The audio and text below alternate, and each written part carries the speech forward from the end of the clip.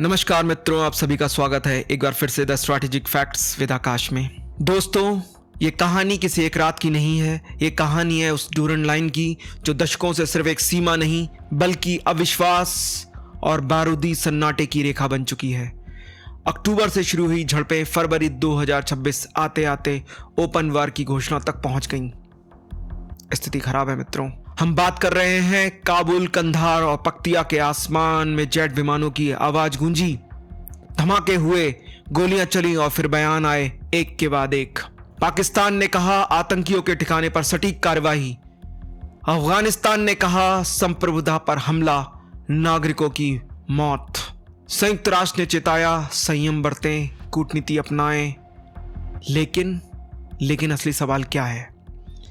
क्या यह आतंकवाद के खिलाफ कार्रवाई है या फिर पाकिस्तान अपने अंदरूनी संकटों से ध्यान हटाने के लिए बाहरी मोर्चे खोल रहा है? आज के विस्तृत विश्लेषण में हम जानेंगे अक्टूबर से हालात कैसे बिगड़े, पाकिस्तान के रक्षा, आंतरिक और विदेश मंत्रालय ने क्या सख्त बयान दिए, अफगान, तालिबान और पूर्व राष्ट्रपति की प्रतिक्रिया, संयुक्त राष्ट्र की भूमिका और यूएन चार्टर के सवाल। अगर आपको यह विश्लेषण तथ्यात्मक और प्रभावशाली लगे तो वीडियो को लाइक करें, चैनल को सब्सक्राइब करें और नोटिफिकेशन बेल जरूर दबाएं। आप देख रहे हैं द स्ट्रैटेजिक फैक्ट्स विद आकाश। तो दोस्तों, बात करते हैं अक्टूबर में क्यों चिंगारी भड़की। अक्टूबर 2025 में सीमा पर भीषण गोलाबारी हुई, 70 से अधिक बेगुनाह मारे गए, टोर खाम वार्डर बंद हुआ, व्यापार ठप हो गया। इसी बीच पाकिस्तान की तरफ से आरोप लगा टीटीपी और अन्य आतंकी समूह अफगान जमीन से हमलों को संचालित कर रहे हैं पाकिस्तान में। अफगान तालिबान का जवाब, यह पाकिस्तान की आंतरिक सुरक्षा की विफलता है। एक बहुत बड़ा प्रश्न चिन्ह खड़ा किया अफगान तालिबान ने कि खुद की आंतरिक सुरक्षा की विफलता को पाकिस्तान दूसरे देश के सर पे मरने की कोशिश कर रहा है। तनाव धीरे धीरे सुलगता रहा और फिर फरवरी 21-22 की रात पाकिस्तान ने नरसंहार और पक्तिया में 60 ठिकानों पर एयर स्ट्राइक की। अब बात करते हैं पाकिस्तान का ओपन वॉर के ऐलान के संबंध में। पाकिस्तान के रक्षा मंत्री ख्वाजा आसिफ ने एक्स पर लिखा, our patience has reached the limit, now it is open war between Pakistan and Afghanistan. ये शब्द सिर्फ बयान नहीं है, ये कूटनीति रिश्तों के ताबूत में आखिरी कील जैसे हैं। पाकिस्तान के आंतरिक मंत्री मोहसिन नकवी ने कहा, Pakistan's armed forces have given a befitting response to the Afghan Taliban open aggression. इसके मतलब समझ रहे हैं मित्रों, क्या दिखाने की कोशिश कर रहा है पाकिस्तान? पाकिस्तान के प्रधानमंत्री शहबाज शरीफ ने कहा, our forces have the full capacity to crush any aggression ambition. विदेश मंत्रालय के प्रवक्ता ने कहा, इंटेलिजेंस बेस्ड सेलेक्टिव टारगेटिंग। लेकिन सवाल उठता है, अगर इतनी सावधानी थी तो नागरिक हताहतों की रिपोर्ट क्यों आई? अफगानिस्तान के प्रवक्ता जहवुल्लाह मुजाहिद ने कहा, we launched wide ranging retaliatory operation against Pakistan. उन्होंने दावा किया 55 पाकिस्तानी सैनिक मारे गए। 55 15 से अधिक चौकियां कब्जे में, वो दावा कर रहे हैं। टैंक उन्होंने नष्ट किए, दावे के साथ कह रहे हैं। हथियार जब्त किए पाकिस्तानी सैनिकों के। इसी बीच अफगानिस्तान के पूर्व राष्ट्रपति हामिद करजई का बयान आता है, Pakistan can not solve the problem it has created through bombardment. यह सीधे पाकिस्तान की नीति पे हमला था, जो अफगानिस्तान के पूर्व राष्ट्रपति हामिद करजई कह रहे हैं। संयुक्त राष्ट्र महासचिव एंटोनियो गुटेरेस ने कहा, resolve differences through diplomacy, protect civilians. मानवाधिकार प्रमुख वोल्कर टर्क ने भी संवाद की अपील की। अब सवाल उठता है, यूएन चार्टर का आर्टिकल 24 क्या कहता है? किसी भी राज्य की क्षेत्रीय अखंडता के खिलाफ बल प्रयोग नहीं। क्या पाकिस्तान की कार्यवाही आत्मरक्षा आर्टिकल 51 के तहत आती है? सोचने वाली बात है। क्या अफगानिस्तान की जवाबी कार्रवाई वैध है? प्रश्न उठता है। क्या यूएन सुरक्षा परिषद में कोई प्रस्ताव लाएगी? ये सोचने वाली बात है, ये बहुत बड़ा प्रश्न है। या फिर यह भी यूक्रेन गाजा की तरह चिंता तक सीमित रहेगा? एक और प्रश्न। इसी बीच ईरान की तरफ से पहल की जाती है। ईरान के विदेश मंत्री अब्बास अरागची कहते हैं Iran stands ready to facilitate dialogue. पर सोचने वाली बात है, ईरान खुद क्षेत्रीय अस्थिरता से चिंतित है और दूसरों के बीच में डायलॉग के लिए कोशिश कर रहा है, फैसिलिटी देने की बात कर रहा है।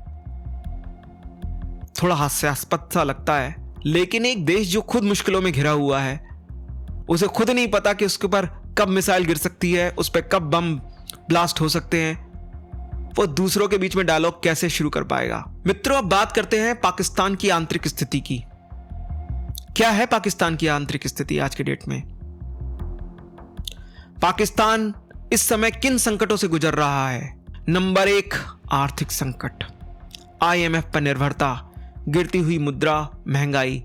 अभी पाकिस्तान के अंदर यह बात बहुत ज्यादा उठी थी कि जितना IMF से पाकिस्तान ऋण लेने की बात कर रहा है, उससे ज्यादा तो जम्मू कश्मीर राज्य का बजट है मित्रों। तो ये तो बात हुई आर्थिक संकट की। नंबर 2, बलूचिस्तान में हमले, BLA के हमले बड़े होते जा रहे हैं दिन ब दिन। ये प्रश्नवाचक चिन्ह पैदा करता है पाकिस्तान की स्थिरता पर। नंबर 3, TTP का खतरा, आतंकी हमले लगातार। और नंबर 4, जो सबसे बड़ा मुद्दा है, राजनीतिक अस्थिरता, सरकार पर विपक्ष का दबाव। और नंबर 5, भारत के साथ तनाव, सीमा पर अविश्वास। क्या ऐसे समय में बाहरी दुश्मन दिखाना एक राजनीतिक रणनीति है या जनता का ध्यान हटाने का प्रयास? यहां पर मैं हिलेरी क्लिंटन द्वारा कही गई बात को कहना चाहता हूं, जिसको भारतीय विदेश मंत्री ने भी एक बार कहा था। पाकिस्तान ने खुद ही अपने बैकयार्ड में सांपों को पाला है, आतंकवाद को पाला है। अब वो उससे परेशान है तो कोशिश कर रहा है और देशों को बदनाम करने की। और उसको सबसे आसान कौन लगा आज की डेट में? अफगानिस्तान। क्यों? क्योंकि आंतरिक अस्थिरता पाकिस्तान में बढ़ी हुई है और वो उससे निकलने के लिए कोई ना कोई तरीका ढूंढ रहा है। इसलिए उन्होंने सॉफ्ट टारगेट लगा अफगानिस्तान। पहले कोशिश उन्होंने ध्यान भटकाने की थी, तब उन्होंने भारत को निशाना बनाया था। अब भारत के बॉर्डर पर स्थिति ज्यादा खतरनाक है, ज्यादा भयावह है। अगर उन्होंने ऐसा किया तो स्थिति बिगड़ सकती है। तो उन्होंने सॉफ्ट टारगेट चुना, किसको? अफगानिस्तान को, क्योंकि वो जानते हैं कि अफगानिस्तान इतना सक्षम नहीं है एज ऑफ नाउ। दोस्तों, अब बात करते हैं अफगानिस्तान और पाकिस्तान के सैन्य संतुलन की। ये एक बहुत ही छोटी सी समीक्षा कर रहे हैं हम। पाकिस्तान के पास 6,60,000 सक्रिय सैनिक हैं, जबकि अफगानिस्तान के पास है 1,72,000। आंकड़ों में बहुत अंतर है।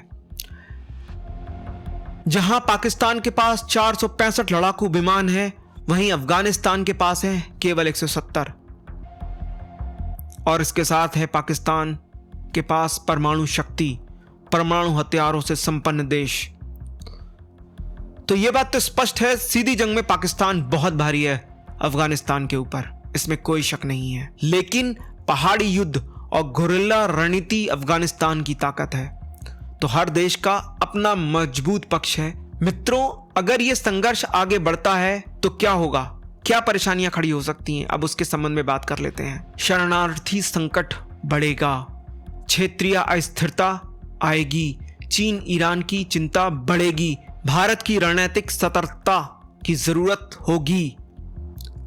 अब आपसे मेरे कुछ सवाल है मित्रों। क्या पाकिस्तान ओपन वार की घोषणा से पीछे हटेगा?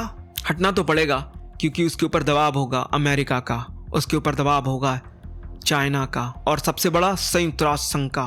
क्या अफगान तालिबान अंतर्राष्ट्रीय मान्यता पाने के लिए संयम दिखाएगा? यह भी एक बहुत बड़ा प्रश्न है। अगर वो संयम नहीं दिखाता है तो उसे मान्यता मिलने का प्रोसेस और लंबा हो सकता है मित्रों। या फिर यूएन केवल बयान ही देता रहेगा? क्या यह संघर्ष लंबा चलेगा? ये सोचने वाली बात है। दो पड़ोसी, एक परमाणु शक्ति संपन्न, दूसरा अंतर्राष्ट्रीय मान्यता से वंचित, और सीमा पर खुली जंग की घोषणा। यह सिर्फ दो देशों का संघर्ष नहीं, यह दक्षिण एशिया की स्थिरता का सवाल है मित्रों। अगर आपको यह गहन विश्लेषण पसंद आया हो तो प्लीज वीडियो को लाइक करें, चैनल को सब्सक्राइब करें, अपने मित्रों के साथ शेयर करें। और अपने कमेंट्स जरूर दें कि आपका क्या मानना है, आपकी सोच क्या कहती है। भारत माता की जय, वंदे मातरम।